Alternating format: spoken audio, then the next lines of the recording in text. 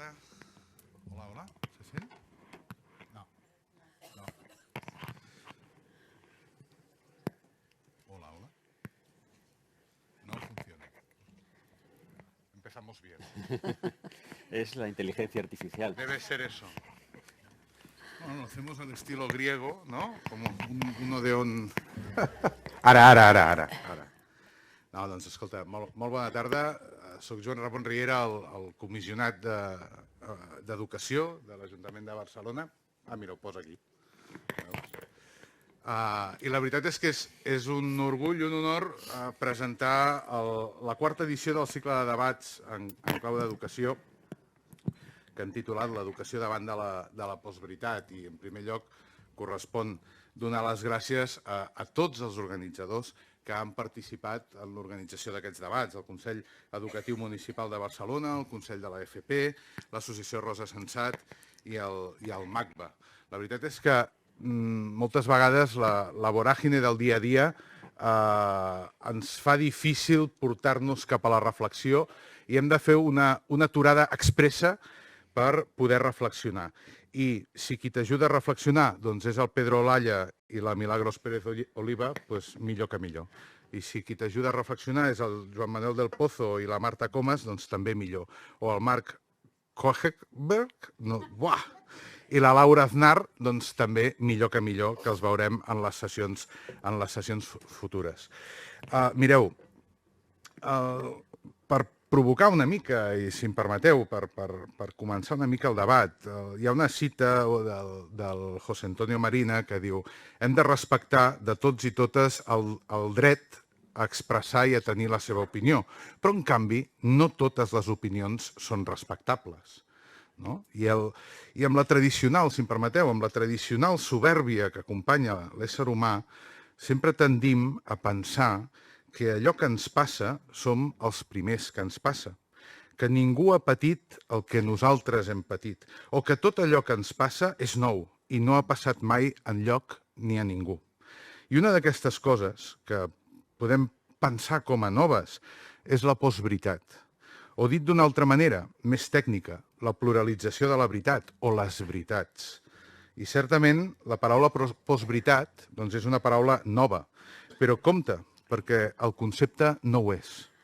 L'error és una cosa que ens ha acompanyat al llarg de la història i és una gran amenaça pel progrés i el coneixement humà.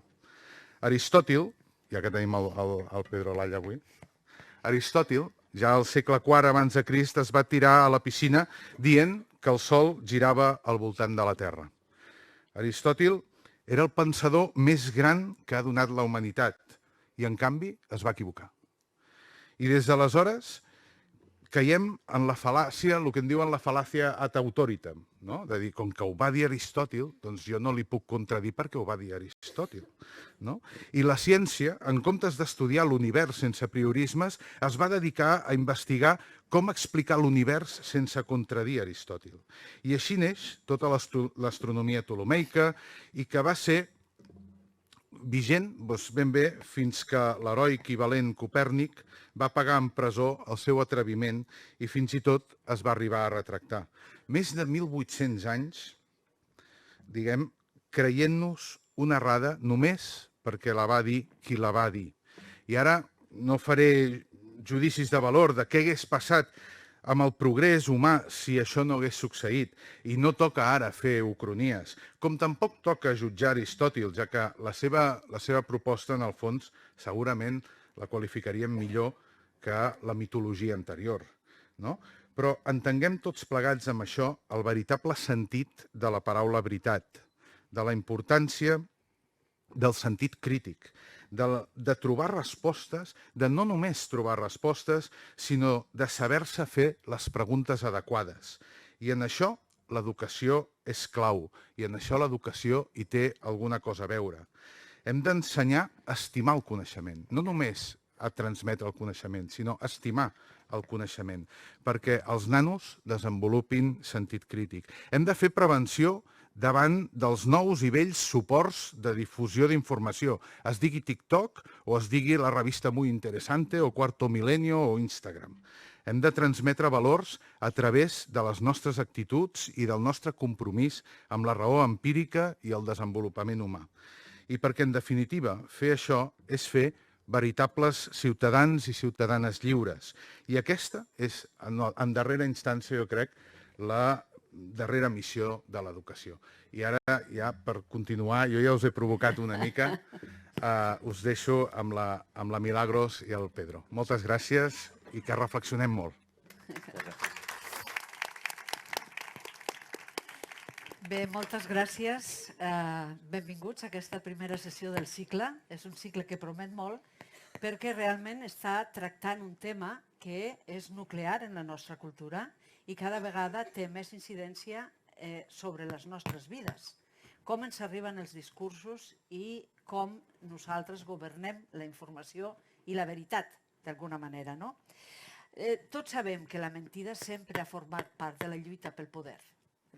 Si anem a la història de Roma, trobarem una gran quantitat de situacions molt similars a les que ara vivim. El que té de nou aquest moment que estem ara és que s'uneixen dues coses. Una és una gran capacitat tecnològica de difusió de les veritats i de les mentides, però que, malauradament, algunes mentides tenen més capacitat de córrer més ràpid que moltes veritats, aquesta és una, i l'altra, que s'ha produït algun tipus de canvi en la nostra cultura, i això els periodistes ho hem observat molt, per la qual podem fer-nos la següent pregunta. Com és que arriba a la presidència del país més poderós del món una persona que té un índex de mentides tan alt com tenia el senyor Trump? Com pot ser que aquella persona que governa un país i que d'entrada hauria de tenir la màxima presumpció de veracitat, quan el Washington Post fa un comptador per anar xequejant totes les mentides, rumors i mitges veritats que ha dit al llarg del seu mandat, podeu trobar aquesta informació al Washington Post, suma 25.000 mentides. Un governant que ha dit 25.000 mentides ens ha de fer preguntar una cosa. Com és possible que algú que sap que qualsevol mentida que digui en 3 segons serà descobert i tothom sabrà que ha mentit, com s'atreveix a mentir? I la resposta segurament és perquè calcula que no tindrà penalització. Llavors, aquest és el gran dilema que tenim aquí. I per parlar-ne tenim la grandíssima sort, Pedro, de tenir-te aquí. Pedro Olalla, sabeu, és un helenista, professor, escriptor, traductor, cineasta, és un home renaixentista, jo diria, perquè agafa i abarca tots els aspectes de l'humanisme. Muchas gracias. I la veritat és que és un plaer estar aquí i tenir-lo amb ell. Sabeu que és d'Oviedo, que viu a Atenes des del 1994 i que ha utilitzat molt, si heu seguit les seves obres i els seus llibres, com fa aquest viatge meravellós entre el passat i el present i com utilitza la història de Grècia per parlar del nostre present. I a mi això em sembla una meravella perquè és una manera d'enfocar les nostres preocupacions a partir del que han sigut preocupacions al llarg de la història que s'han anat moltes vegades repetint. És membre associat del Centre d'Estudis Hel·lenístics de la Universitat de Harvard i té obres delicioses, però només en citaré Palabras del Egeo, que és l'última que ha publicat en el 2022-23, el que em va semblar absolutament deliciós de Senectute, que és Carta sin respuesta a Cicerón, Grecia en el aire, Història menor de Grècia, és a dir, és una persona que, a més, per Barcelona Metròpolis també va escriure un article relacionat amb el tema de la veritat i que crec que avui ens il·luminarà molt i ens farà que puguem anar a casa amb elements de reflexió. Pedro, moltes gràcies per estar aquí. Muchísimas gracias, Milagros. Muchísimas gracias por... Tengo que agradecerte primero y que recriminarte después que hayas hecho esta presentación tan elogiosa y hayas dejado el listón tan alto, a ver si soy capaz después de mantenerme a la altura. Es un placer estar aquí en Barcelona, donde tantas veces he sido invitado. Yo creo que es la ciudad que después de Atenas más más he visitado por motivos de trabajo. Es decir, siempre ha habido muchas iniciativas que me han traído a Barcelona, el CCCB, la propia editorial Acantilado, las iniciativas municipales como esta, y es un placer estar aquí con todos vosotros hablando. Pues estamos deseosos todo de esto. que comiences. Bueno, sí, como esto se Si plantea... quieres, si quieres puedes ir Sí, como se plantea como un diálogo, pero a mí me gustaría empezar lanzando algunas ideas y haciendo algunas reflexiones, digamos, de marco, de contexto, introductorias, que puedan servir incluso para alimentar este coloquio posterior. Te escuchamos. Muchas gracias. Pues voy a hacerlo hablando desde aquí.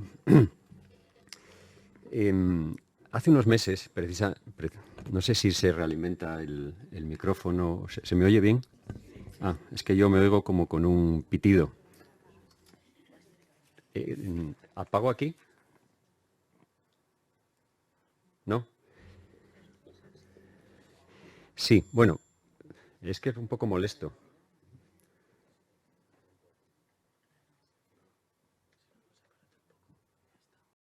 Que me separe de estos. Ah, vale, os pongo así. Sí, porque ahora me oigo bien, sí.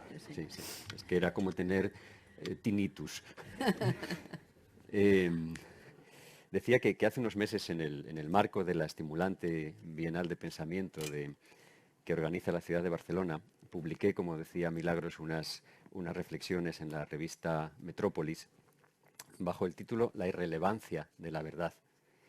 Y me honra enormemente que esta chocante afirmación, en principio, haya dado título a este encuentro de hoy.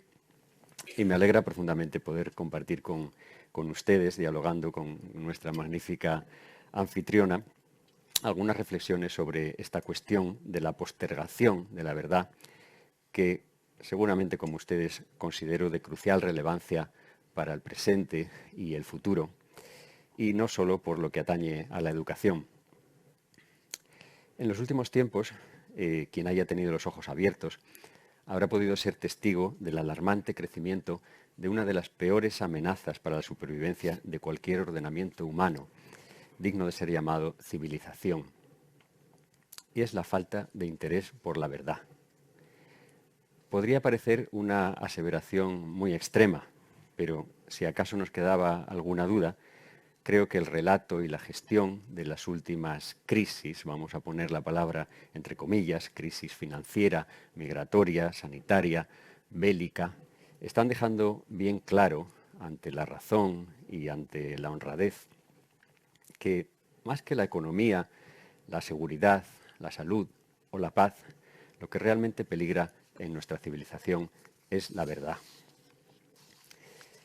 Tal vez al oír esto alguien podría suponer precipitadamente que vamos a hablar de las fake news, de los bulos que circulan por las redes sociales o de las llamadas teorías conspiranoicas o, en fin, de otras formas de intoxicación de la verdad, podríamos decir, introducidas desde los márgenes del sistema.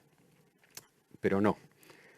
Aunque todas estas manifestaciones puedan ser tomadas como una muestra eventual de la creciente falta de respeto por la correspondencia objetiva entre las aseveraciones y los hechos, es decir, por la correspondencia entre la realidad y lo que contamos, yo voy a referirme hoy a algo más alarmante para la existencia de una civilización digna de su nombre, y es precisamente a la presencia naturalizada de este mismo fenómeno en las propias entrañas del sistema, a la desconexión normalizada del relato oficial con respecto a los hechos y a las evidencias. Esto enlaza con la introducción que hacía Milagros en estos momentos, refiriéndose a la gestión de Trump, aunque desafortunadamente Trump no tiene tampoco la exclusiva en esto.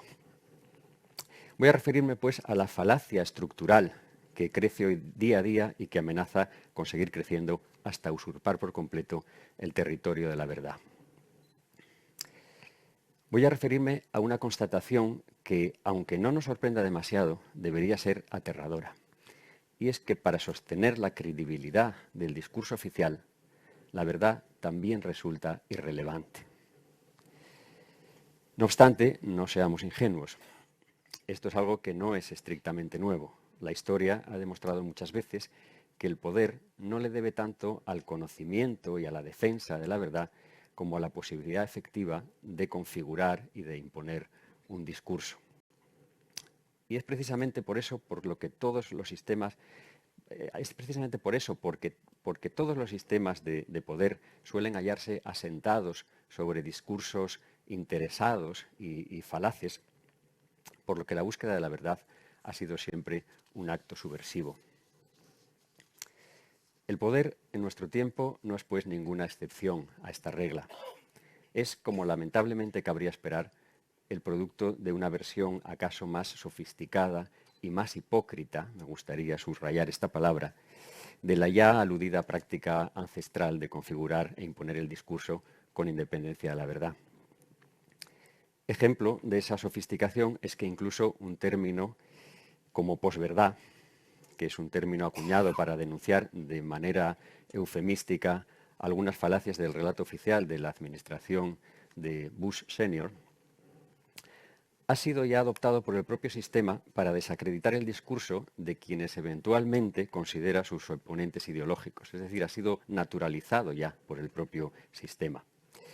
Y lo mismo podría decirse de la resemantización interesada de otros términos como demagogia o como populismo. Pero no perdamos el hilo. La realidad, y esto es lo grave, es que a estas alturas el propio relato del sistema no es ya otra cosa que un esmerado logro de la misma práctica demagógica y populista que finge censurar, la de la posverdad, la de otorgar a las creencias defendidas un rango de verdad al margen de los hechos objetivos y modelar a partir de ellas un relato interesado y falaz con el que cebar a la opinión pública hasta lograr que dicha narrativa sustituya en la conciencia colectiva a la propia realidad.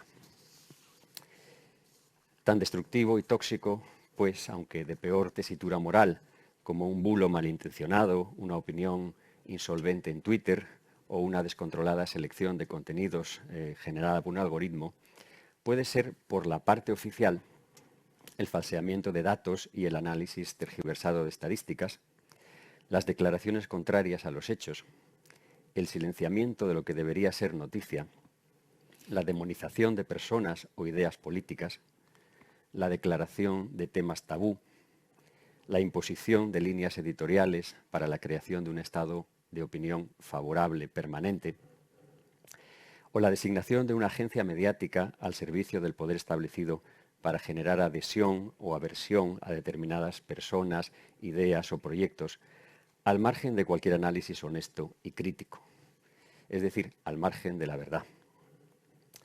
Prácticas todas ellas a las que estamos tristemente acostumbrados y de las que podemos encontrar sobrados ejemplos cotidianos en la vida política nacional e internacional, como seguramente salgan a colación en este coloquio. Aunque nos resistamos a creerlo, confiamos, pues, en un sistema más interesado en promover el relato de su conveniencia que en actuar conforme a la verdad. Y para que esta afirmación tan rotunda no pueda ser tomada por una mera aseveración ideológica, pese a los flagrantes ejemplos cotidianos, ya he dicho, conviene preguntarnos por qué extrañas razones la eterna aspiración de marcar el discurso dominante al margen de la verdad alcanza hoy cotas tan inéditas. Hagamos una pequeña reflexión histórica. Puede que desde tiempos muy antiguos el poder haya sido tenido por una prerrogativa de la divinidad, ejercida de manera vicaria por personas supuestamente emparentadas con ella, o bien por sus representantes en el mundo terrenal. Pero desde el momento en que ha habido un grupo de individuos con poder económico, estos se han afanado siempre todo lo posible por transmutarlo en poder político. Es decir, porque las decisiones pudieran ser tomadas por ellos. No tanto con la noble intención de reorganizar el sistema en pro de la justicia, si bien en algunas ocasiones pudo ser así, como con la menos noble de orientarlo hacia la salvaguarda de sus propios intereses. Precisamente para combatir esa dinámica nació un lejano día la democracia, un sistema idealista y radical concebido para que la desigualdad económica y de clase fuera contrarrestada por la igualdad política. Pero esa es otra historia. El hecho es que el mero seguimiento de la eterna voluntad de convertir la riqueza en poder podría servirnos para reconstruir y recorrer la historia del mundo. En los tiempos actuales, pues, en los que el crecimiento desbocado de la economía financiera globalizada ha generado ya una concentración de la riqueza sin precedentes, comprobamos que las pocas manos que acumulan tan ingente poder económico siguen interesadas, por supuesto, en la vieja alquimia de transmutarlo en un ingente y nuevo poder político. Su principal herramienta financiera para este cometido ha sido hasta ahora el control del dinero y de la deuda. Mediante esta herramienta o arma de destrucción masiva, se han ido haciendo a ritmo galopante con todo, con los recursos naturales, con las fuentes de energía, con la propiedad del suelo, con los mercados de seguridad y de armamento, con los grandes medios de comunicación de masas, con el sector farmacéutico, y han conseguido que allí donde los idealistas veíamos un derecho, la alimentación, la salud, la vivienda, exista hoy, por regla general, un coto privado de especulación y de enriquecimiento. El control de la deuda, pues, ha sido el arma material, sin duda, pero el arma psicológica ha sido y sigue siendo la generación permanente de una posverdad. Esto es lo que entronca con nuestro tema. Si en otros tiempos, cuando la verdad era representada por los dogmas de la fe, el sistema dominante tuvo de su lado a la religión, y no es que esta provechosa simbiosis haya dejado ya de existir, ahora, cuando la única garantía universal e incuestionable de verdad parece provenir de la ciencia, el sistema trata de hacer creer que cuenta con su aval permanente, aplicando la perversa estrategia de presentar los postulados de su ideología como postulados de la ciencia para evitar que sean puestos en cuestión. Supongo que estas cosas les sonarán a todos ustedes. Gracias a esta estrategia generalizada, durante las últimas décadas del siglo pasado y lo que va de este, los postulados del neoliberalismo, las aspiraciones del neoconservadurismo anglosajón y las ambiciones de la economía financiera globalizada han conseguido un verdadero salto cualitativo. Elevarse subrepticiamente de la categoría de cuestionables teorías económicas y geopolíticas a la de incuestionables dogmas científicos, suscitando así un extraño consenso casi universal que ha catapultado hacia cotas inéditas el poder de facto de la élite económica global y que ha producido que ésta promueva incluso la creación de estructuras supranacionales para convertir en un poder de iure por encima de los estados tradicionales, de las constituciones, de los gobiernos nacionales y de otros eventuales obstáculos a sus particulares intereses, como fíjense bien las conquistas seculares del Estado de Derecho o la propia democracia. Fruto de este exitoso salto es, por ejemplo, la creación de grupos plutocráticos, como el G8, G12, la Triada, que actúan con opacidad y descaro al margen de las ya maltrechas Organización de las Naciones Unidas, etc. La negociación semisecreta de polémicos tratados de libre comercio, el resurgir de la OTAN como presunta garantía de paz, libertad y democracia en el mundo, y en general el sospechoso proceder de instituciones como el FMI, la Comisión Europea y el Banco Central Europeo, la famosa troika de las políticas de austeridad, en la que en Grecia tenemos una amplia experiencia, que anteponen sistemáticamente la ambición de los acreedores a la supervivencia de los deudores y que han socavado con hechos incuestionables la credibilidad de la propia Unión Europea como proyecto solidario, progresista y democrático. Hay que reconocer que, haciendo autocrítica desde la propia sociedad, a este pernicioso objetivo de que el relato dominante sea percibido como verdad avalada por la ciencia, han contribuido generosamente todos los que entienden la política como un juego de relaciones públicas para la salvaguarda de intereses privados, y todos los que por pereza reflexiva o por cobardía deciden secundar el discurso oficial de manera acrítica. Porque hasta hace poco lo valorado era tener espíritu crítico e indagador, algo a lo que se ha referido el presentador de este ciclo de manera especial. Pero hoy se ha generado una fuerte tendencia colectiva a degradar frívolamente a la condición de terraplanista, de conspiranoico, de asocial, incluso, cuando no de terrorista, sin consideración de la solvencia de objeciones o argumentos a todo lo que cuestione el relato oficial. Pues oponerse al relato oficial es percibido como una descabellada oposición a la ciencia. En el caso de la pandemia tenemos, por ejemplo, flagrantes ejemplos. Y ya no es que los ortodoxos tengan su derecho reconocido a equivocarse y los heterodoxos no, lo cual es de por sí una injusticia flagrante, sino que los ortodoxos, aunque se equivoquen, nunca serán cuestionados ni represaliados, mientras que los heterodoxos lo serán, aunque los hechos acaben demostrando que tenían razón. Al paso que vamos, muy pronto, nuestras acciones para afrontar todas estas crisis no estarán ya regidas por la razón crítica ni por la ciencia, sino por la fe en el discurso dominante.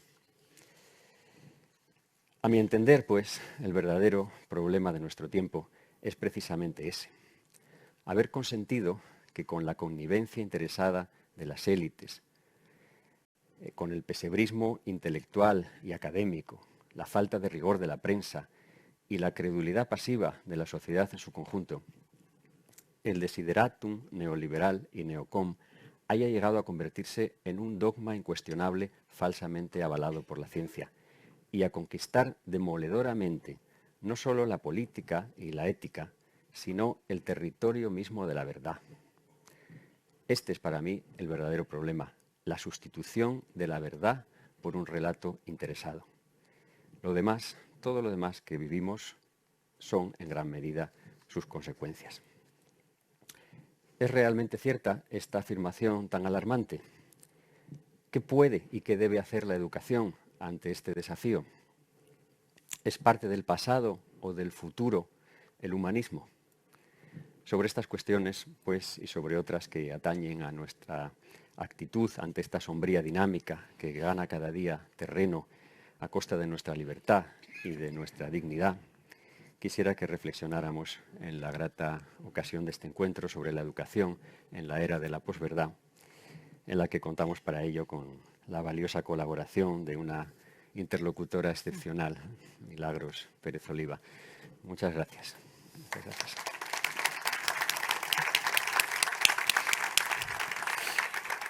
Bueno, nos queda un tema importante por delante, o sea que seguramente más tema que tiempo, por lo tanto vamos Sí, a intentar... suele haber más días que longaniza. Sí. No, pero mira, partiré de una de tus últimas frases: la sustitución de la verdad por el relato interesado. La narrativa sustituye a la propia realidad. Esto no se llega aquí porque sí, de repente. Esto requiere una preparación previa. Y te voy a poner una anécdota que a los periodistas nos impresionó mucho, porque es una anécdota que tiene el valor de representar bien de qué estamos hablando y cuál es el mecanismo. Recordarás que cuando tomó posesión Trump se hizo un gran acto, como todas las tomas de posesión, y salió el jefe de prensa de Trump diciendo que había sido el acto más multitudinario de la historia. Cosa que era absolutamente falsa. Inmediatamente el New York Times, el Washington Post sacaron fotos, se hizo recuentos, las crónicas de la vez anterior, y era una mentira flagrante. Cuando poco después la asesora de prensa de Trump fue interpelada en una conferencia de prensa, dijeron: ¿por qué ha mentido el representante periodista de prensa del señor Trump? Ella respondió: no ha mentido, simplemente ha ofrecido hechos alternativos. Daos cuenta, no dijo ha ofrecido una versión alternativa. Utilizó hechos. la palabra hechos alternativos. Es decir, que aquí la mentira pretende tomar la categoría de hecho. Sí, ya no está en el territorio de los dichos, sino de los hechos. No las versiones, sino los hechos. Sí. ¿Cómo llegamos hasta aquí? Bueno, pues yo creo que evidentemente esta tendencia, como decían estas ideas iniciales, ha existido siempre, no es algo nuevo. Y tú te referías al Imperio Romano por poner un antecedente, pero podríamos ir mucho más atrás y mucho más adelante, evidentemente. No nos faltarían ejemplos. Es decir, que la tendencia siempre ha existido. Y como bien señalabas también en tu introducción, ahora lo que pasa es que tenemos también herramientas para potenciarla, para darle mucho más recorrido y para intoxicar mucho más la opinión constantemente. Por otro lado, también tenemos más herramientas a veces para comprobar, etcétera, pero quiero decir, está mucho más abigarrada la situación, no es tan sencilla, ¿no? Pero, y esto también ha existido siempre. Pero creo que una cosa que también ha existido siempre, pero que en este caso nos atañe muy directamente y es lo más preocupante del asunto, es nuestra predisposición a aceptar de manera acrítica ese discurso. Ahí creo que es donde está la clave de la cuestión. Es decir, la tendencia a hacerlo pasar por la verdad ha existido siempre. Pero en estos momentos estamos renunciando peligrosamente a nuestra dignidad y a nuestras capacidades más plenamente humanas, como son las del discernimiento y de la voluntad, para acomodarnos a un discurso que la mayor parte de las veces por pereza y otras veces porque nos conviene. Si uno se asoma a la información que circula actualmente por Occidente, fundamentalmente, no sé, yo por lo menos tengo la constatación de que estamos dispuestos a defender la verdad, los valores y la justicia, siempre y cuando coincidan con nuestros intereses. Eso me parece que todo el mundo tiene experiencia en este sentido. Y claro, si lo hacemos así, pues en realidad no estamos defendiendo ni la verdad, ni los valores, ni la justicia. Estamos defendiendo nuestros intereses y estamos instalándonos en una conveniente hipocresía, ¿no? Dicho de otro modo, para poner ejemplos genéricos,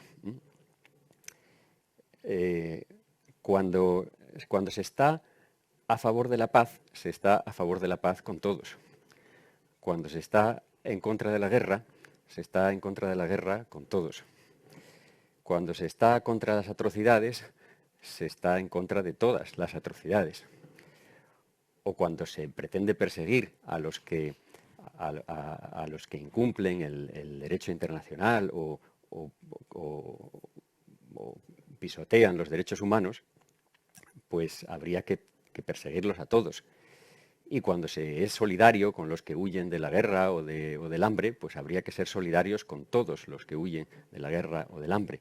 Porque si esto no se hace así, ni se está a favor de la paz, ni se está contra la guerra, ni se está contra las atrocidades, ni se está en contra de quien pisotea los derechos, ni se es solidario con nadie. Simplemente se está eligiendo un bando.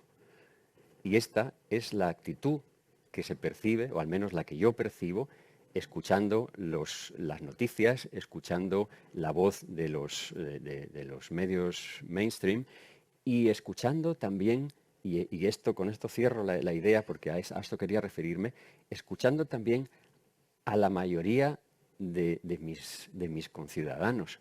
Es decir, me alarma enormemente la propensión que estamos adquiriendo a aceptar de forma acrítica este discurso y a sumarnos además a su defensa de forma beligerante, como decía antes, en contra de cualquiera, dispuestos a echar abajo a cualquiera que nos perturbe ese aparente estado de las cosas. ¿no? Esto me parece especialmente preocupante y ahí creo que la educación tiene un trabajo, la educación bien entendida, no la educación como una instrucción vertical desde el sistema establecido, ¿no? Sino una educación entendida como un proceso mucho más complejo del que podemos hablar, tiene una misión importantísima. Claro, para que la educación tenga esa función, se necesita tener una mentalidad que estés dispuesto a aceptar que existe unos hechos comprobables, que tú puedes defender unas determinadas posiciones. El problema, yo creo, es que de unos años hacia aquí, sobre todo, hemos asistido a la emergencia de unos profesionales de la comunicación y de la política que han pretendido la idea de que el relato puede ser tan poderoso que puede acabar modificando la verdad.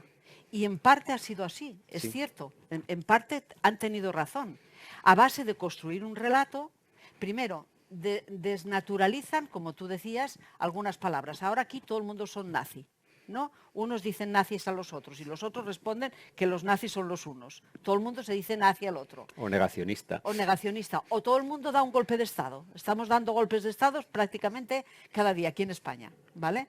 Entonces, claro, las palabras pierden valor. Los conceptos pierden valor. Y antes que eso, lo que ha ocurrido es que alguien nos ha dicho que la verdad no existe. Sí, pero el problema es que nos lo hemos creído. Claro, ahí, ¿por qué nos lo hemos creído? Pues ese es el gran problema, porque yo creo que cada vez estamos más bombardeados por lo urgente, por lo inmediato, por lo caduco. Nos falta capacidad de serenidad, de reflexión, de contexto. Estamos en unos pulsos demasiado acelerados y también quizás hemos perdido en gran medida la capacidad de realizar el esfuerzo que requiere reaccionar ante estas realidades, ¿no? Es decir, tener espíritu crítico, informarse de maneras diversas, incluso preocuparse por poder acceder a determinadas a experiencia que te permita formarte un juicio a partir de tu propia experiencia, etcétera, son cuestiones costosas en el tiempo, en esfuerzo, a veces incluso en dinero y por supuesto en el desgaste moral que eso implica. Entonces nos estamos volviendo más acomodaticios también en ese sentido. Estamos viviendo de una manera muy superficial. No digo que no haya sido así también en otras épocas. Yo no soy de los que defiende que cualquier tiempo pasado fue mejor, ¿no? Pero en este caso se hace urgente por parte de cada uno y por parte también de la sociedad recuperar esas actitudes para no acabar convertidos por completo en una infrasociedad, es decir, en un conjunto de personas que no tengan ninguna, que estén carentes por completo de voluntad y que no puedan tomar ninguna decisión por sí mismos, que estén expuestos y vulnerables a todo y a todo tipo de manipulación, porque cada vez los medios para hacerlo son mayores. Es nuestra respuesta la que tiene que crecer en un grado suficiente como para contrarrestarla. Esa es un poco la razón que veo yo. Me parece que tenemos mucha responsabilidad en el asunto. Bien, es verdad que a veces el tiempo no nos da para más, pero que si queremos que algo cambie hay que empezar por ahí. Yo, en el mundo del periodismo este es un tema absolutamente central y tú, que eres un gran observador de los medios, lo habrás visto. La facilidad con la que se ha impuesto la idea de que la verdad no existe. Eso tiene consecuencias en el aula, por supuesto, tiene consecuencias en las redacciones. Cuando se dice en periodismo que la verdad no existe, quiere decir que se está promoviendo el periodismo de las versiones. Sí. Entonces, ante un conflicto, ante un problema, el buen periodismo no pasa a ser aquel que va a indagar quién tiene la razón o cuáles son los datos de aquel problema, sino el buen periodismo es aquel que da la versión de uno y la versión del otro. Con lo cual está dando la misma oportunidad a la verdad que a la mentira y a veces puesta en el mismo plano. La misma oportunidad a un científico que lleva trabajando años que a un curandero. Y el hecho de que se diga que la verdad no existe quiere decir que se admite que solo existe la percepción de la verdad y que tan digna es tu percepción como la mía. Pero en periodismo hay una cosa que sí que existe y en la realidad, que son Claro. los hechos. No, es evidente. Esto lo decía también nuestro anfitrión, Sí. en el sentido de que cuando hablaba de las opiniones y del respeto a las opiniones, ¿no? Las opiniones no están ahí para ser respetadas, las opiniones están para ser debatidas y para ser incluso violadas, ¿no? Lo respetable son las personas, no las opiniones. Las opiniones tienen que aquilatarse en esa palestra de los hechos, ¿no? Y tienen que ser coherentes con los hechos para ser consideradas como verdad. No vale decir es que mi opinión es esta o mi verdad es esta. No. Aparte, pues, luego el tema de que siempre ha existido esa intención de marcar el discurso y de crear una verdad, ¿sí? Y de propagarla, pues eso también es evidente, no es nada nuevo, ¿eh? La propia idea, la propia palabra propaganda, ¿eh? Nace en el contexto religioso de la contrarreforma. Propaganda es un participio de futuro pasivo, ¿eh? Es las cosas que han de ser propagadas, ¿no? Igual que molienda es las que han de ser molidas, hacienda las que han de ser hechas o jodienda las otras, ¿no?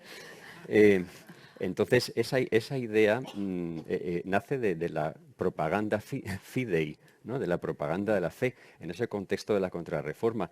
Entonces, luego va a pasar a una escala, digamos, política y social, a adquirir nuevas connotaciones. Pero es una evidencia de cómo se genera un relato, evidentemente un relato interesado, y se ponen los medios para propagarlo.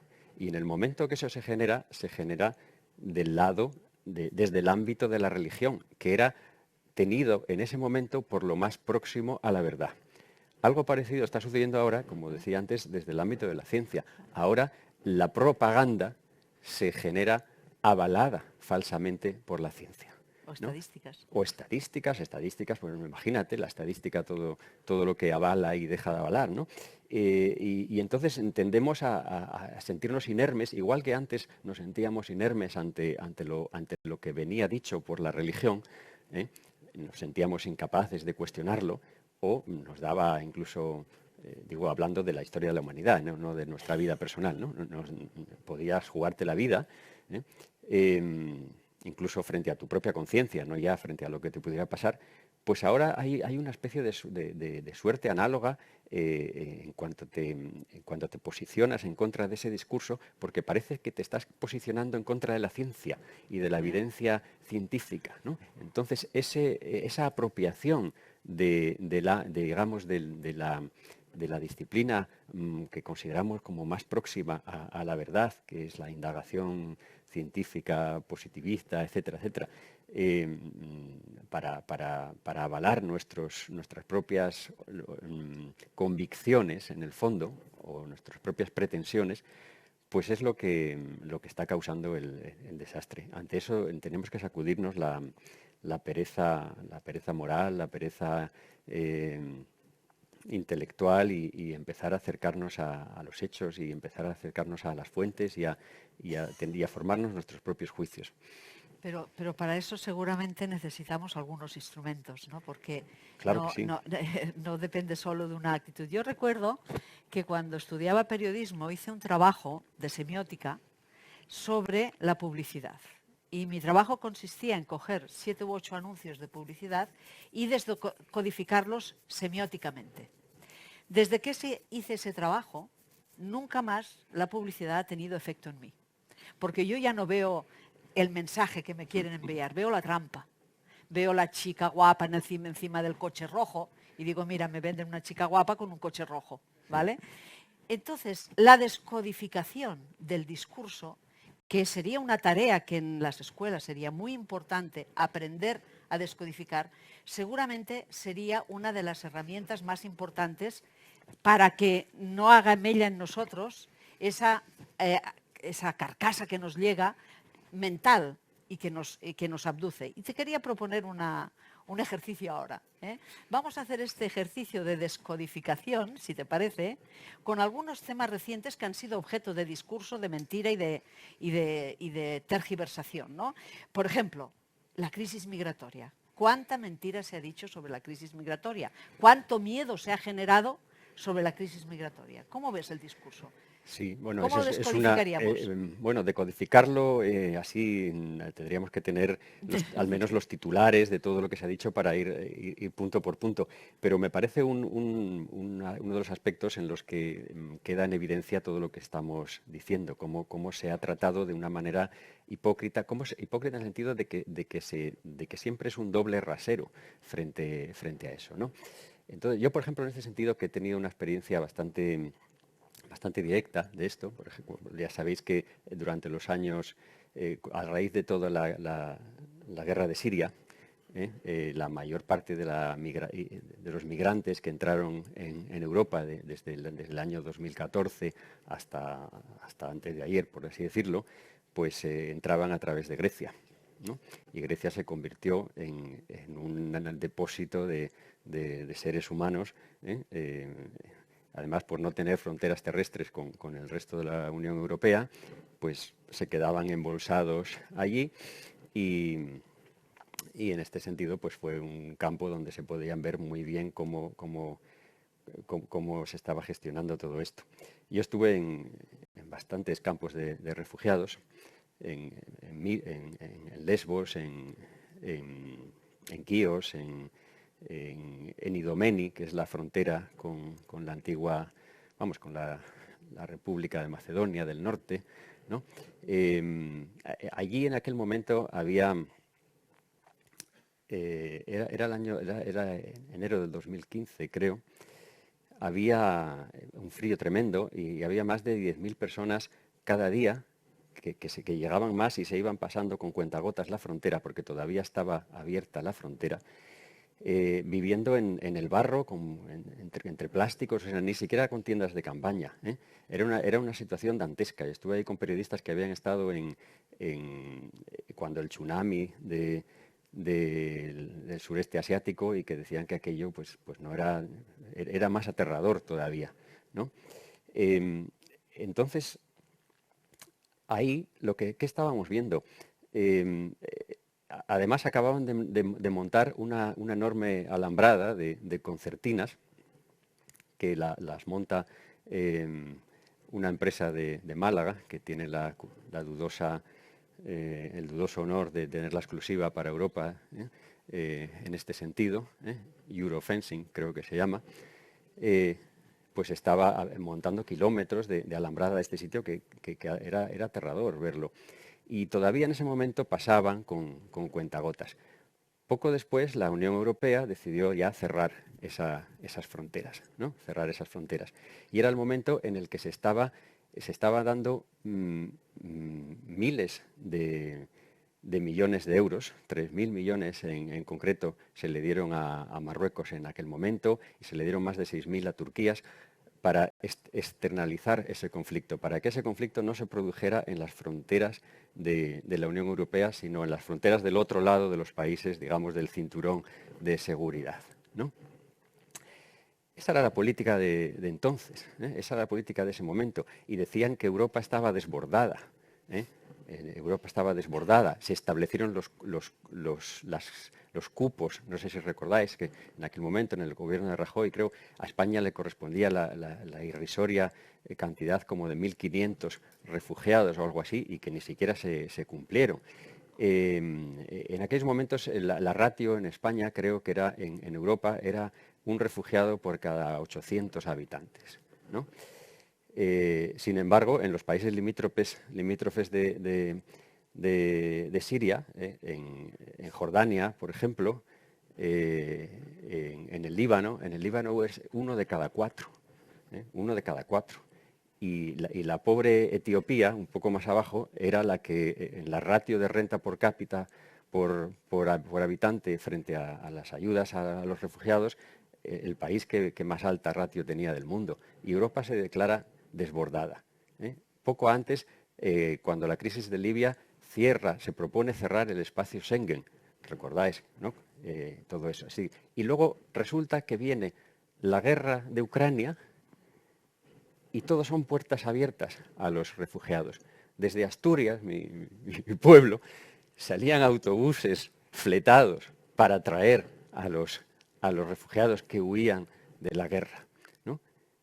Bueno, pues esto no, este mismo ejemplo, visto así, con una mano y en la otra, nos da a entender la fragilidad de esa verdad y a desmontar, a decodificar ese relato. En realidad no nos están preocupando los refugiados, nos está preocupando de qué color son, nos está preocupando si son amigos o enemigos, si son de los países a los que queremos, en los que van con nuestra estrategia, o si son de los contrarios, ¿no? Todo esto lo estamos viendo igual ahora en ese doble juego, en todo lo que está ocurriendo en Oriente Medio, en todo lo que está ocurriendo en Palestina.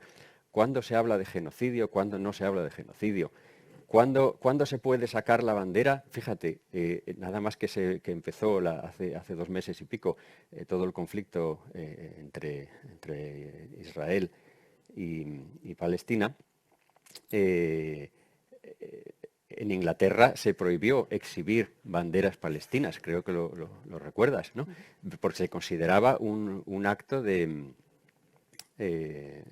no sé cómo lo calificaron, como de desorden público, de provocación pública, o sea, un acto punible. Francia hizo lo mismo, en Alemania también hubo esta política. Es decir, no se podía exhibir la bandera palestina. Ustedes recordarán cuando empezó lo de Ucrania, la profusión de banderas de Ucrania por todas partes. El color amarillo y azul de repente se convirtió en el emblema de todo el mundo lo llevaba, ¿no? No sé, todo este tipo de cosas nos dan a entender de qué manera nos estamos instalando en ese pensamiento y estamos comprando ese pensamiento como la verdad, como algo en lo que hay que creer sin ningún tipo de indagación, ¿no?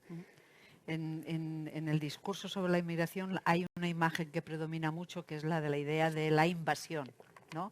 Casi Sí. siempre se utiliza la idea de que sube una invasión de miles de personas de África que están subiendo y que hay que poner murallas. Claro, si tú calificas de invasión la inmigración, la solución que rápidamente se te van a aceptar más es la de poner una muralla, poner una alambrada, poner Claro. concertinas, diríamos, ¿no? Sí, evidentemente. Ahí eso entra dentro de la resemantización interesada de los conceptos de la que hablabas tú antes, ¿no? Yo siempre he defendido que hay que recuperar los conceptos, ¿no? Porque si seguimos perdiéndolos y seguimos perdiendo el concepto de democracia, el concepto de demagogia, el concepto de invasión, el concepto de,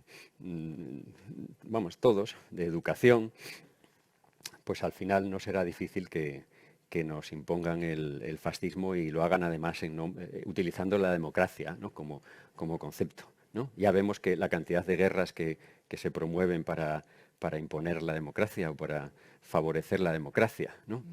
¿Qué democracia, ¿no? Claro, me está preocupando, y no sé si a ti te preocupa, que desde hace bastantes semanas, pero los últimos días especialmente, hemos visto como en Europa el discurso sobre la guerra está cambiando, sutilmente. Sí, claro. ¿Lo observas? Hombre, por supuesto, no tan sutilmente, yo diría que grotescamente. No. Ya no saben dónde meterse. Ahí teníamos en los primeros momentos de la guerra de la guerra de Ucrania, sin ir más lejos,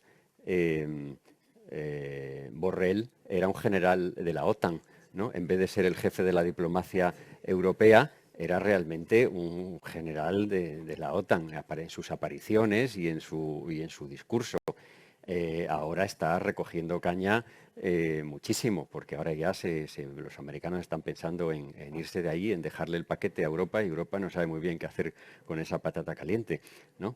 El discurso que tuvo también Borrell al principio frente a Netanyahu y frente a la política y a la política bélica, quiero decir, de de Israel, pues era muy conciliador y era muy positivo.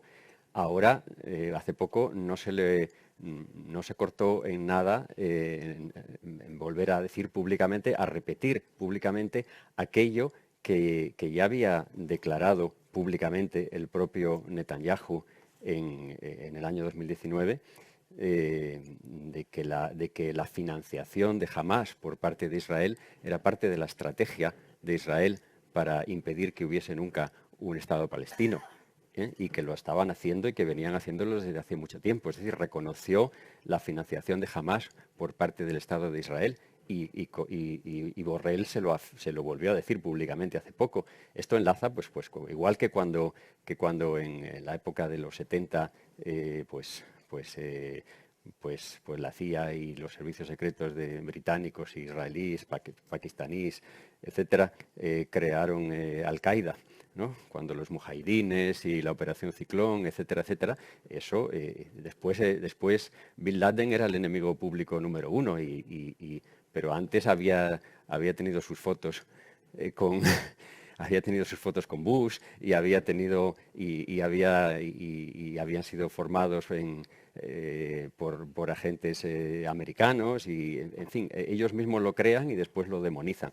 Pues esto mismo se ha reconocido públicamente. Claro que ha cambiado el discurso. Ha cambiado el discurso porque van lentamente cambiando las tornas y porque aquello, por ejemplo, en el caso de la guerra de Ucrania, lo que se pensaba que aquello iba a ser para mí es todo parte de una estrategia de la OTAN que viene ya desde la época de Clinton, desde los años 90. Se puede ir rastreando, se puede ir siguiendo, pero lo que pensaban que iba a salir bien, pues no está saliendo nada bien. Y ahora, claro, están recogiendo caña a marchas forzadas. En fin, no quiero entrar en muchos detalles porque nos alejaría del tema que estamos tratando y no tenemos mucho tiempo, pero creo que todas esas cuestiones valen para ejemplificar ese tratamiento del discurso. Es más, Borrell, por ejemplo, defendía precisamente la mentira en los medios. No ya en el sentido de que lo primero que hicieron fue prohibir los medios de difusión del enemigo, la RT, etcétera, etcétera, algo que bueno, pues ya de por sí es una mordaza, ¿no? ¿Acaso prohibieron la CNN cuando la guerra de Irak? No, por supuesto.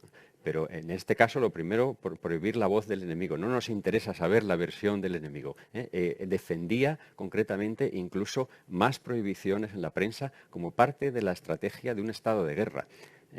Es decir, el estado de guerra de alguna manera justifica la suspensión de la verdad, por intereses, por estrategia, etcétera. Y a lo que estamos llegando es a una especie de estado de guerra permanente que está justificando una permanente suspensión de la verdad, ¿no? La verdad en un estado de guerra pues peligra y a lo mejor pues no hay que darle preponderancia porque nos puede apartar de la victoria sobre el enemigo. Pero en un estado de paz la falta de respeto a la verdad solo nos apartaría de la honestidad con nosotros mismos, ¿no? Y eso, porque parece una cosa tan clara, pues sin embargo estamos asistiendo a un proceso en el que parece que estamos en un estado de guerra permanente, con lo cual la supresión de la verdad se considera una medida cautelar perfectamente justificable, ¿no? Hay un ámbito que seguramente es donde más metáforas y más eufemismos se ha utilizado para imponer una especie de discurso, una especie de verdad estructural, es el terreno de la economía y de las finanzas. Por ejemplo, desde crear el marco mental de que el envejecimiento de la población, en lugar de ser la conquista más importante de la humanidad, haber doblado la esperanza de vida en un siglo, en lugar de celebrarlo como un gran logro, fruto del esfuerzo de todos, presentarlo como una catástrofe que va a hacer que la economía no funcione, que son una carga, que vamos a tener demasiados, poco menos Lagarde, que vino a decir... Sí, sí, la pesadilla de Lagarde, sí. de Lagarde, Sí. que vino a decir que casi que habría que prescindir de la gente mayor. O Sí. aquí hemos tenido episodios sublimes, como cuando la ministra de Trabajo, en lugar de hablar de despidos, hablaba de salida del mercado laboral, para no decir que eran despidos, y muchas otras, ¿no? Sí, También sí. una muy importante, el marco mental del emprendedor, qué es el éxito en la economía, ser emprendedor, ser el jefe de ti mismo, o sea, de alguna manera la desregulación económica venía acompañada de un discurso en el que se criminalizaba el fracaso y la pobreza. Los pobres son culpables de ser pobres porque así no miramos la estructura que hace que sean pobres, Sí. y el individuo es el responsable de su mala suerte, de no haber triunfado. En el ámbito de las finanzas, el tema de la verdad ya... Sí, sí, ahí bueno, ha quedado, por supuesto, ahí se ve muy claramente toda la intención que decía al principio de convertir, postulados ideológicos o desiderata ideológicos en teorías avaladas por la ciencia, ¿no? Para que no puedan ser discutidas. Y esta ha sido, por ejemplo, la política, en el caso de Grecia se ha visto de una manera palmaria en toda la política de la Unión Europea, con los rescates y todo esto. Sería muy profuso también de analizarlo, pero si ponemos simplemente una lectura somera de los hechos, una especie de balance hecho ex post facto, ¿no? Como se tienen que hacer los balances, con posterioridad a los hechos, es decir, para que no sean aseveraciones ideológicas o para que no sean meros agüeros, pues si pensamos que cuando metieron a Grecia en toda la operación de los rescates, en realidad para salvar a los inversores y para salvar al euro, el PIB de Grecia entonces estaba en el 129%, y eso fue en el 2015, en mayo del 2015. Y hace poco, en junio de... No, perdón, en mayo del 2010. Y hace relativamente poco, en junio del 2018, cuando se decidió que Grecia ya era una economía saneada, etcétera, etcétera, después de estar sometida al mayor plan de privatizaciones del mundo. Antes te referías no al PIB, sino a la deuda, quizá. No, al PIB. ¿Al PIB? No, perdón, a la deuda con referencia al PIB. PIB, exacto, El sí. 129% de deuda. de la deuda era el PIB de la deuda, era el 129% del PIB de entonces. Exacto. Entonces, en esos momentos, el 2010, después de las mayores medidas de austeridad que se llegaron a calificar de austericidio, que supuso un descenso demográfico de la población en más de 350.000 personas.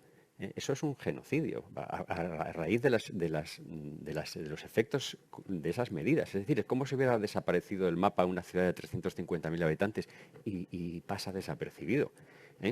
Se recortaron las pensiones en un 45%, se recortaron los salarios en una media del 35%, se derogaron por memoranda los convenios laborales, la jornada de 8 horas, las negociaciones colectivas, se subió el IVA de todos los productos al 24%, hubo un índice de mortalidad infantil del 42%. Es decir, podríamos dar muchísimos datos de lo que sucedió en esos años. Y al final, cuando ya decidieron sacar a Grecia otra vez a los mercados, como si fuera la solución y no el problema, entonces el PIB estaba en el 230% la deuda estaba en el 230% del PIB de entonces, que a su vez había bajado un 25%, cosa que no sucede nada más que en momentos de crisis humanitaria o de guerra. Es decir, si esto fuera la política de cualquier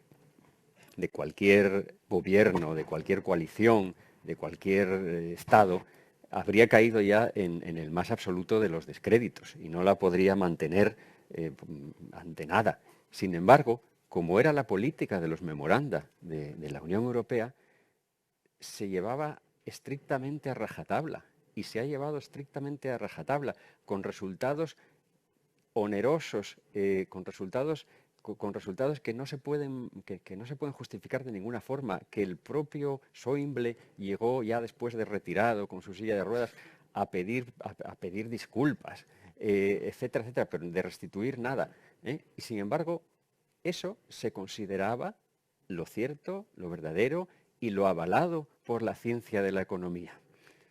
Que esa es Que es la más el kit imperfecta de las... el kit de la cuestión. Aquello eran recetas científicas para salir de esa situación, ¿no? Ahí tenemos, a la vista están los resultados. Podríamos seguir mucho rato porque hay muchos ejemplos, pero bueno, vamos a intentar que haya también oportunidad de que se te hagan preguntas desde el aforo. Pero antes hemos pedido a dos personas que tienen dos experiencias muy interesantes, que ellos tengan la oportunidad de hacerte una pregunta, pero quiero presentaros las experiencias antes. Una de estas experiencias se llama Verificat, es Desfake.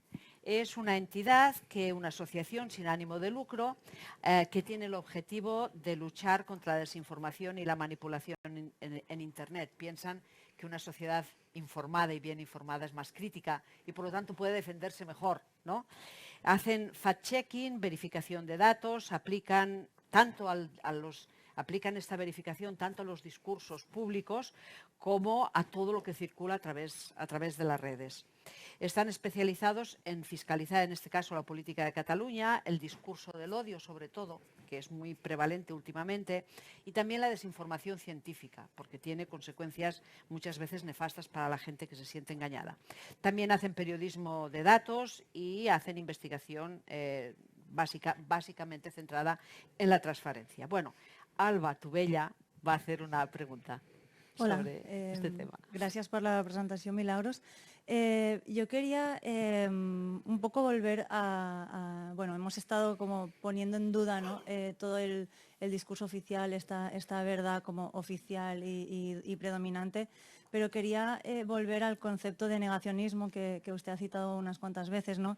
Porque creo que una de las razones por las que el pensamiento crítico está en crisis es porque justamente personas que niegan el origen humano del calentamiento global o personas que niegan la desigualdad, ¿no? entre personas inmigrantes y personas con pasaporte europeo, o que niegan la diferencia entre hombres y mujeres, se están poniendo la etiqueta de ser críticos ellos mismos y construyen unos relatos tremendamente complejos que son muy convincentes, ¿no? Hemos visto los últimos datos del CIS que demuestran que muchos hombres se sienten amenazados por las leyes de igualdad de género, ¿no? Entonces, mi pregunta es cómo con los jóvenes, sobre todo, tratamos este pensamiento crítico y evitamos esa línea, esta fina línea que hay entre caer en nuevos dogmas, ¿no? Y el mismo pensamiento crítico. Bueno, muchas gracias por la pregunta y enhorabuena por la labor, porque me parece una labor muy necesaria la que estáis realizando y encomiable. Por ahí hay que ir, desbrozando, ¿no? Desbrozando toda cosa que pueda resultar sospechosa de tergiversación. Bueno, el término negacionista es otro de estos términos resemantizados en los últimos tiempos. Cuando se acuñó fue precisamente para los que negaban el holocausto nazi. Y ahora ya ves cómo se utiliza, ¿no? Entonces, yo creo que es otro de los términos resemantizados por el propio sistema para oponerse a sus, o para denostar a sus opositores ideológicos. Otra cuestión es que, claro, que esa oposición ideológica se haga de una manera acrítica, en el fondo, que es lo que tú estás diciendo, que hay muchas personas que simplemente se apuntan a desacreditar el discurso, digamos, o dominante, pero sin argumentos o con unos argumentos que no se sostienen. Entonces caen en una especie también de dogmatismo o de abrazar otros discursos iguales o peores en cuanto a su relación con la verdad, de una manera totalmente acrítica. Ese es un riesgo que está en la naturaleza de las cosas. Lo importante es la crítica en ese sentido, en el sentido más puro, ¿no? La crítica es una palabra griega, como ya sabéis, ¿no?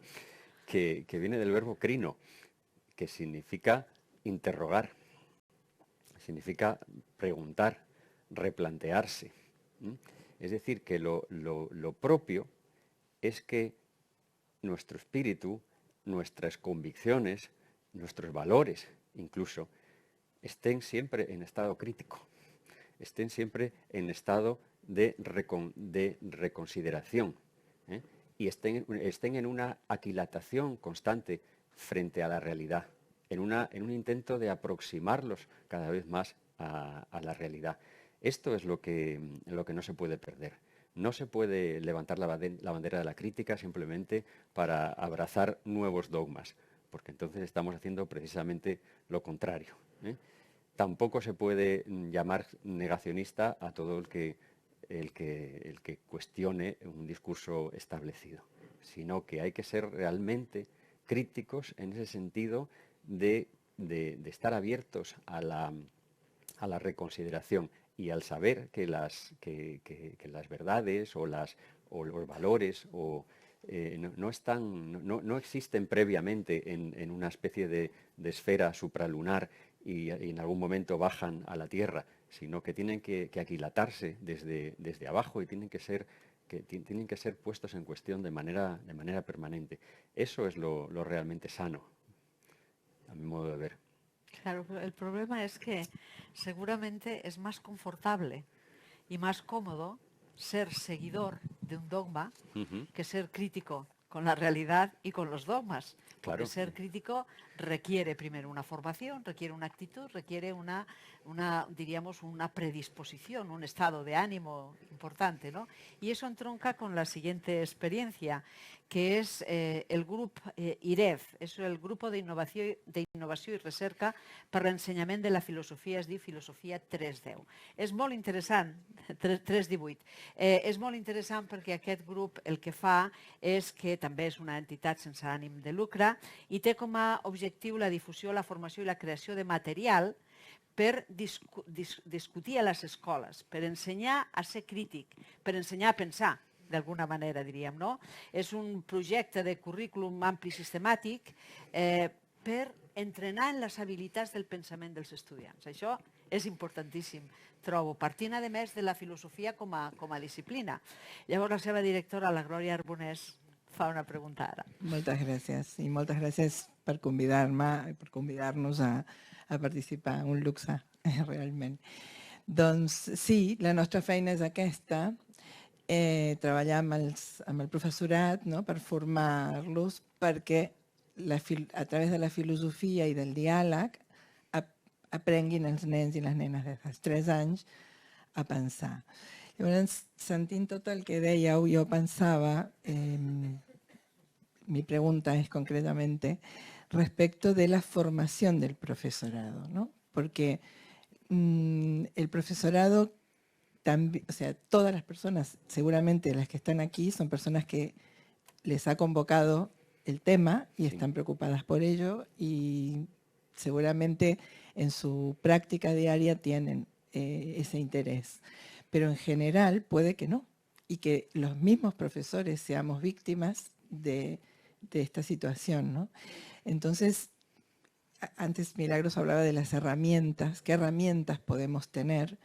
Yo creo que la filosofía es una herramienta, ¿no? Josep María Terricabras dice que la filosofía es una herramienta de defensa personal en ese sentido y coincido con eso. Pero, ¿cómo transmitir, cómo hacer para que el profesorado esté atento, esté alerta, ¿no? y se sea sensible y tenga estas herramientas a partir de la filosofía? ¿Cómo hacerlo más masivo? Porque nosotros hacemos una tarea muy puntual, pero debería ser más masiva, ¿no? Esa es mi pregunta. Gracias. Sí, esa es una pregunta muy compleja, porque la verdad es que yo no sabría, más allá de lo que podemos intuir, dar recetas concretas, ¿no? Lo que me parece muy importante es la labor también que estáis haciendo en este sentido. Me parece crucial. Sobre todo porque hay que entender que educar o que enseñar, no enseñar a pensar, es enseñar a pensar, no es enseñar qué pensar, ¿no? Ese sentido, ahí está la diferencia entre lo que hablábamos antes, porque el otro se llama adoctrinamiento, no se llama educación, ¿no? Lo otro puede ser instruir, que instruir es meter dentro, ¿no? Educar es sacar hacia afuera, ayudar a salir, ¿no? Es decir, es hacer crecer unas actitudes innatas que son precisamente las más puramente humanas, ¿eh? Antes decías que, claro, todo eso requiere un esfuerzo, etcétera, etcétera. También lo decía yo al principio, pero es que si no estamos dispuestos a hacer ese esfuerzo, es como si no estamos dispuestos a vivir realmente como seres humanos, con voluntad. ¿Qué es lo que nos va a diferenciar en el fondo de las máquinas siempre? El hecho de que podamos seguir conservando la voluntad y la conciencia, la voluntad, la capacidad de trazar nuestros fines, de perseguirlos, de tomar decisiones. De tomar decisiones por nosotros mismos. Entonces, si vamos a renunciar a eso, entonces ya está todo perdido. Yo creo que la educación debe aspirar a eso, es un cultivo. Lo que pasa es que la educación, en este sentido en el que estamos hablando, que es lo que los antiguos griegos llamaban pedía, ¿no? Paideia se suele decir, no tiene nada que ver con este adoctrinamiento ni con el aprendizaje de unos saberes, digamos, instrumentales para salir adelante en la vida, sino con el cultivo de esas actitudes profundas. Ese es el gran desafío de los maestros. Las herramientas están en todas partes, son muy variadas. Yo no soy un especialista en eso, pero sí sé que el objetivo tiene que ser ese. Y luego que todos somos educadores en ese sentido, porque todos somos responsables de cómo piensa nuestra sociedad y de cómo piensa nuestro entorno. Decía en el Protágoras, que es uno de los diálogos platónicos en el que se cuestiona la posibilidad de que la virtud política, pero la virtud pueda ser enseñada. Decía Sócrates que aprendemos un poco, la virtud política la aprendemos pastando como animales sueltos, ¿eh?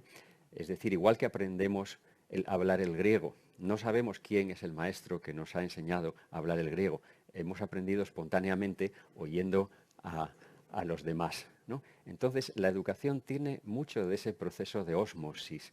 Es un proceso, la educación en este sentido del que estamos hablando, es un proceso impreciso, permanente, abierto, complejo, individual y colectivo, del que todos somos en gran medida responsables.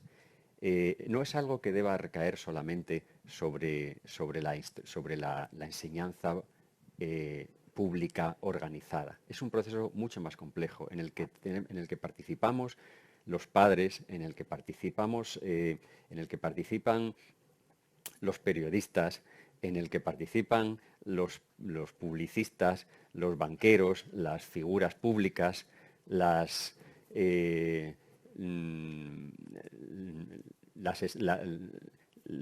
estrellas del rock, en fin, todos los modelos sociales. Sí, pero participan en el buen y en el mal sentido. Lo que quiero decir es que todos somos responsables en un alto grado, en un grado mucho más de lo que pensamos, del resultado de la educación de nuestra sociedad y de la educación de nuestro entorno. Yo creo que tenemos que empezar por tomar conciencia de ese fenómeno, de lo tóxicos que podemos ser para la sociedad si no asumimos ese efecto mariposa que estamos teniendo día a día en nuestro proceder, ¿no? Ahora, si nos restringimos a qué hacer con unos niños en un aula, yo ahí la verdad es que tendría que dejarme llevar por la intuición, porque nunca me he visto en esa situación. pero y me parece benemérita. Pero creo que la idea es contribuir a cultivar esas facultades. No es hacerles creer unas cuantas cosas concretas. Obrim, si us sembla, recollim preguntes, si hi ha més d'una. Aquí n'hi ha una. Si podeu passar els... Hola Pedro, ya sabes, ya me conoces. Yo todas las veces que te he escuchado salgo con una doble sensación. Hay momentos que estoy muy triste, ¿no? De decir, vaya mundo que tenemos, no hay solución. De repente dices unas cosas que digo, sí, hay solución. Entonces ya no sé, hay días de... En ese momento tienes que irte. Sí, sí. Me acuerdo que cuando te entrevisté en Castellar del Vallés hace 2 años dijiste que el humanismo era la solución, ¿no? Entonces, bueno, me fui contento a mi casa. Pero cuando llegué pensé que, madre mía, cómo está tocado el humanismo en este mundo, ¿no? Te podría hacer muchas preguntas sobre educación, y ya sabes que he sido docente, pero voy a ir por el tema del periodismo, porque yo colaboro en 4 medios de comunicación y tú hablabas de la necesidad de esa crítica, ¿no? Pero estamos viendo que hasta tus propios compañeros de profesión o de trabajo te dicen no te metas en líos, busca esa zona de confort, ¿por qué eres crítico? No estás viendo que te están amenazando, no estás viendo que estás mal tú. Y entonces, claro, hay una sensación al final que dices, vale la pena ser aquí, el que levanta la bandera de esa verdad, que dices, que esto que estáis diciendo no es verdad. Ya, pero es que no te metas en líos, si es lo que dice todo el mundo. Entonces, claro, ¿cómo luchas en esa soledad del periodista, que yo creo que a veces yo me encuentro, en esa soledad de querer salvar el mundo con una verdad, cuando al final pues te encuentras solo, ¿no? ¿Cómo puedes? No sé, dime algo positivo, algo más. Hombre, yo creo que el hecho de que estemos aquí hoy hablando de estas cosas y de que la sala esté razonablemente llena, pues es esperanzador en este sentido. Es decir, no estamos solos. Yo creo que lo mejor que podemos hacer es cobrar conciencia de que no estamos solos, de que somos pocos, a lo mejor, los que estamos dispuestos a realizar ese esfuerzo, los que estamos dispuestos a salir de esa zona de confort, a los que nos indigna lo contrario, los que nos indigna la sumisión y la acatación simplemente por interés propio o por dejadez, ¿no? Entonces yo creo que buscar compañeros en ese esfuerzo, buscar cómplices en ese esfuerzo puede ser constructivo. Yo que suelo leer las cosas que escribes, por ejemplo, pues me parece, pues siempre me reconforta. Es decir, me reconforta ver que hay alguien que está dedicando su tiempo a eso y que está peleando por esa causa, ¿no? Y ver que hay otra persona allí que también, etcétera, ¿no? Creo que eso es ese no sentirnos solos es lo máximo que podemos hacer. Y creo también en el poder de estas dinámicas, ¿no?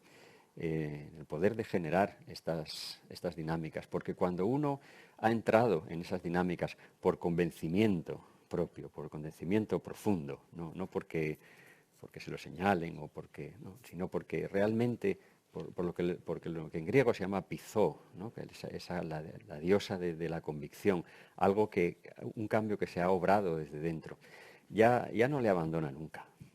Entonces creo que el vernos reflejados unos a otros en ese intento y el animarnos por el ejemplo de otros quizás sea la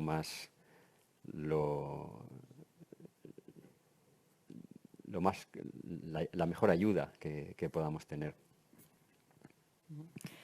Hay la directora de la revista Político, que es una revista que es muy influyente y que hace mucho trabajo justamente de explicar la trastienda y la verdad de muchas cosas.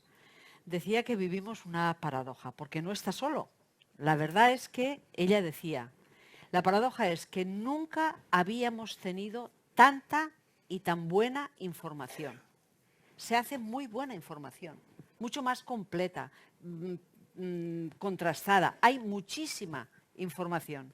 Y decía, el problema es que nunca antes parece haber importado menos que tener buena información. Entonces, tenemos ahí la información, pero el sistema que se ha montado en torno al discurso político en realidad hace que importe poco. Y aquí tenemos un filósofo que a mí me gusta mucho, americano, Henry Frankfurt, que tiene 2 libritos pequeños, pero que narra muy bien este problema. Uno se llama On Bullshit, de la charrameca, y el otro es sobre la verdad. Y dice, una civilización que desprecia la verdad es una civilización que está condenada a la decadencia. Por supuesto. Que es tu idea también, ¿no? Sí, sí, totalmente. No es que, por ejemplo, podemos decir que el desprecio hacia la libertad de expresión atenta, evidentemente, contra los cimientos de la democracia y del Estado de Derecho. Pero ya es que la indiferencia hacia la verdad mina los cimientos de la civilización. Es algo mucho más profundo. Es decir, no podemos sostener una civilización digna de su nombre de espaldas a la verdad. Es decir, montada simplemente sobre una conveniente falacia, ¿no? Y sobre la información, porque decía él, en un mundo tan complejo como el que tenemos, en el que cada día hemos de tomar decisiones, en las que es importante tener buena información. Si hemos de votar, si gastamos más en armas o no, tenemos que saber muchas cosas de eso. Claro. Digamos, ¿no? En cambio, si no tenemos para gobernar un mundo complejo, interdependiente, se necesitan cantidades ingentes de buena información. Si no, no se puede gobernar ese mundo, no se puede gobernar bien, ¿no? Sí, el problema es que estamos desbordados, esa es la cuestión. No, es verdad, no, vivimos la información va demasiado deprisa, se intoxica constantemente con datos, con nuevas cosas, todo dura un segundo y la formación de un espíritu crítico, la formación de un juicio propio, necesita espacio, necesita tiempo, necesita contexto, necesita reflexión. Es decir, necesita un tempo diferente al que se nos deja, ¿no? En ese sentido, la propia dinámica en que vivimos de tener que agotar prácticamente todo nuestro tiempo para atender a las necesidades más perentorias, pues no deja mucho espacio para vivir de una manera más consciente y más proactiva, ¿no? Pero bueno, también eso ha sido casi siempre así y hemos ido saliendo adelante. Muy bien, hay una última pregunta porque ahora ya tenemos que terminar. Sí, Adelante. muy rápido. Adalberto, estudiante de doctorado de la UOC y que tiene que ver mi tesis con este tema.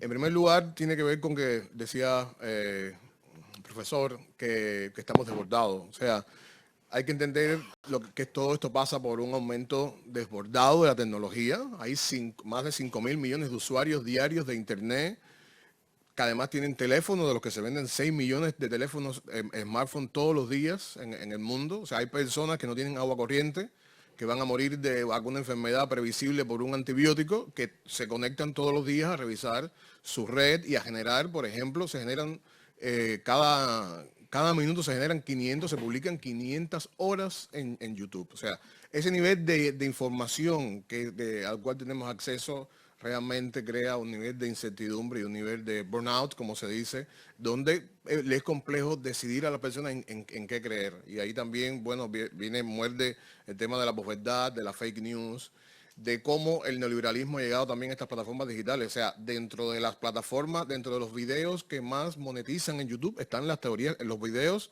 que promocionan teorías conspirativas. O sea, que se enganchan y que además llevan un entendimiento de cómo funcionan los algoritmos unidos a qué ver y qué le presento a gente que a veces no tienen formación crítica para entender esto. Pero en el caso de la educación, nosotros estamos revisando que hay de las 82 universidades entre públicas y privadas que puede haber en España, 66 que ofrecen el máster de formación del profesorado. Hemos revisado los currículums de todas las asignaturas, que además son muy desiguales. Hay máster de formación de profesorado que tienen 4 asignaturas y hay otros que tienen 12. En ninguno, ahora mismo, en ninguno se está discutiendo ni se enseña a los profesores cómo enseñar a sus alumnos a discriminar información. Pero el temario, por ejemplo, viendo, ¿no?, las dos formas de cómo se accede aquí en la educación general, cómo se accede a una plaza. O sea, hay que tener un máster de formación de profesorado en alguna especialidad y además las pruebas de oposición. Los temarios de las pruebas de oposición son de los años 94, 96, 98. Los más modernos son del año 2006 de informática. Y donde más se ha avanzado en esto es en las instrucciones que dan las administraciones. Esas administraciones, ese gobierno que a veces criticamos mucho, que no está, bueno, en fin. Y hay que decir, que reconocer, que el lugar de las regiones autónomas de España, el lugar que más indicaciones precisas ha dado con el tema de la posverdad, del tema de la fake news, ha sido Cataluña. También tiene que ver por los debates recientes históricos, pero yo le digo, hay comunidades donde esto no se ha hablado en ningún lugar. Y a nivel de Estado, en la ley CELA, por ejemplo, la última ley de educación, se enuncia, se habla, pero cuando uno va a las competencias y a los descriptores de las competencias, usted va a ver que ahí no se habla muy claro de eso. O sea, en el caso de Cataluña sí hay precisiones tanto la Consejería de Educación del Gobierno, como también en las provincias, en las grandes ciudades, donde hay precisiones en este sentido. Por tanto, y además, eso implica entender y discutir que hay que poner eso en los currículum, porque con iniciativas abiertas, dejadas a la libre espontaneidad, que la gente decida, etcétera, y pasa porque hay que entrenar a nuestros profesores a diseñar formas de los currículums, de las asignaturas que se reciben todos los días en la escuela, que no implique un trabajo extra, sino que la propia actividad se pueda desarrollar realmente. Esté dentro de la propio perfil de la profesión. Es evidente que me parece tal el panorama que describe, pues esta es una ausencia fundamental, ¿no?, a la luz de todo lo que estamos diciendo. Pero por otro lado, yo a modo de respuesta, pues creo que solo puedo decir que no podemos esperar a que este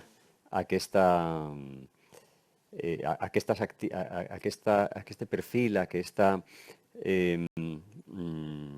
línea de trabajo o esta exigencia, esta formación venga directamente propiciada desde el sistema. Creo que esto es un ejercicio de resistencia, fundamentalmente, y que una vez más se vuelve a remitir al comportamiento individual. Es decir, tenemos que ser desde abajo los que creamos en esas prácticas, los que estemos dispuestos a llevarlas a cabo en nuestro pequeño entorno, sin esperar a que eso se nos señale desde arriba como un currículum o se nos exija, etcétera. Porque todo lo que se haga desde arriba va a ser siempre sospechoso en este sentido. Creo que es mucho más importante lo que se hace desde abajo.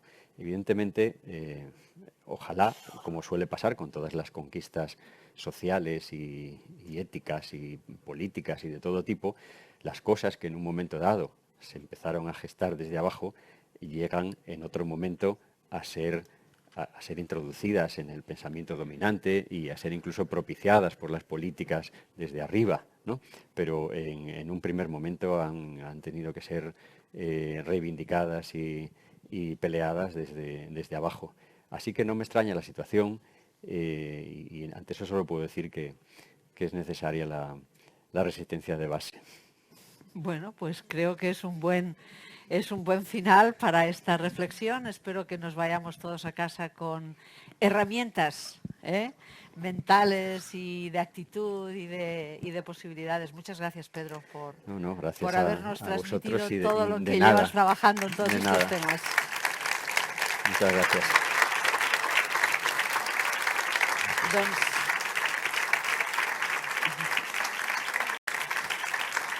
Moltes gràcies també a tots per haver vingut i esteu convidats a la propera sessió, que serà igual d'interessant que aquesta. Moltes gràcies.